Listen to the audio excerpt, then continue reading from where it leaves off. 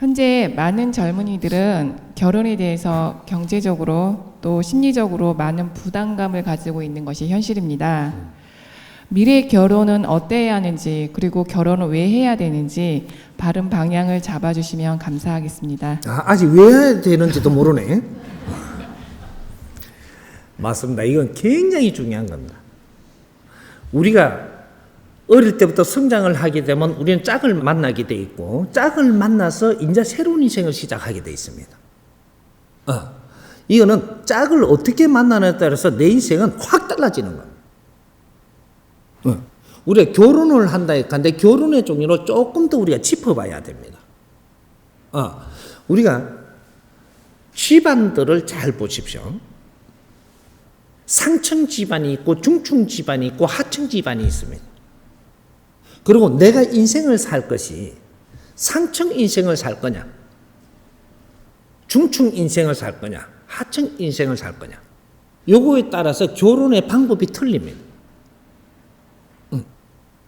상층이라는 뭐를 이야기하느냐면 질량 있는 이 사회 일을 하면서 살 사람들이냐, 이렇게 이야기합니다.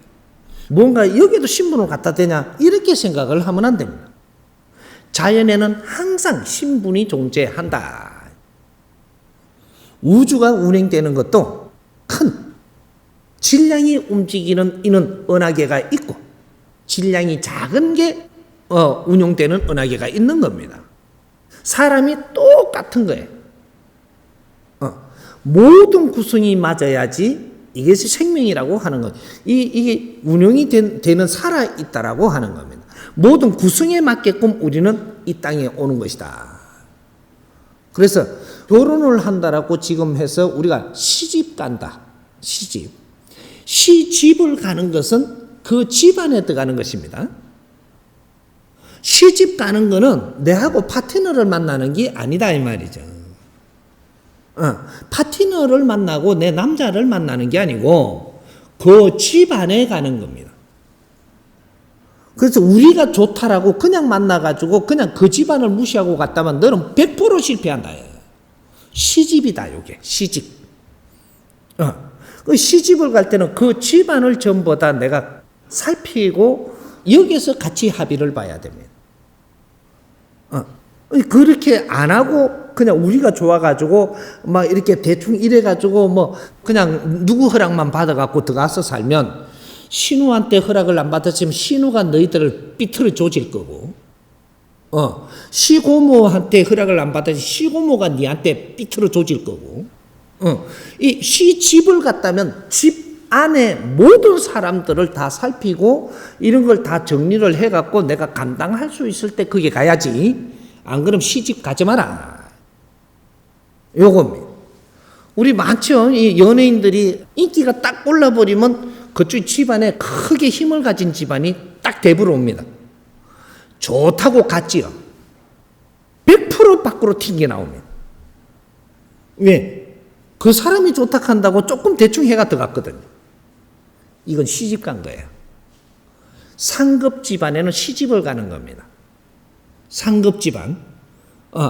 최상급 집안 요 30%는 우리가 시집 가는 데고, 그건 사람만 보고 가는 데가 아니에요. 그 집안에서 하는 일과 그 집안에 지금 형성돼 갖고 있는 환경, 모든 것들하고 우리는 결혼하는 거예요. 그걸 무시하고 갔다면 너는 실패할 것이고, 피눈물을 흘려야 된다. 이런 거죠. 우리는 책임감이 있어야 돼요. 그 집안에 내가 들어가서 잘못되게끔 기운을 흐트러 놨다면 그 벌은 내가 받는 겁니다. 정확하게 받습니다. 그 집안을 욕하지 마라. 네가 그 집안을 상세히 알지 못하고 갔느니라. 그 아픔은 네가 평생도록 겪을 것이니까. 그 집안을 욕한다고 되는 게 아니야. 자꾸 욕하고 있으면 네 몸이 아파집니다. 잘못했는데 또 잘못을 하니까. 그때는 육신을 때린다. 엄청나게 힘들게 합니다. 이런 것들이고, 그 다음 이 중층, 중간은 관료지, 관료. 중간 관료라고 하죠. 여기에도 백성들이 아닙니다. 백성과 지도자들은 다른 거예요.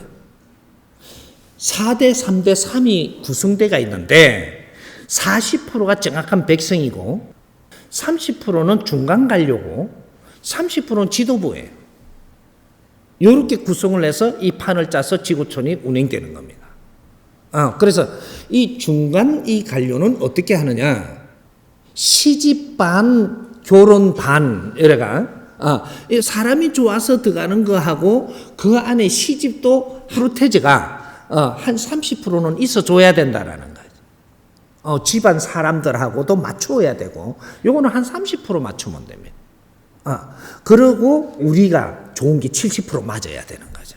그러니까 예를 들어서 위에 간다면 위에 상층에는 70%가 그 집안하고 맞춰가 가야 되고 30%는 내하고 지금 만난 인연 그 당사자 요거하고 맞춰야 되는 거죠. 근데 중층에는 30% 집안을 이게 그 맞춰야 되고 내하고 당사자는 70% 맞아야 돼. 그러면 하층은 어떻게 되냐? 하층은 너희만 좋으면 됐다. 여기 하층입니다. 너희만 좋으면 되지 우리가 무슨 관계 있노? 여기 하층 집안이에요. 그러니까 우리는 하층 집안에는 서로 짝 맞춰 줄게 살아라 이래 되잖아요. 짝 맞춰 줄게 살아라. 그러니까 너희만 짝만 맞으면 되는 거예요. 요것이 운행의 법칙이다. 이런 거죠.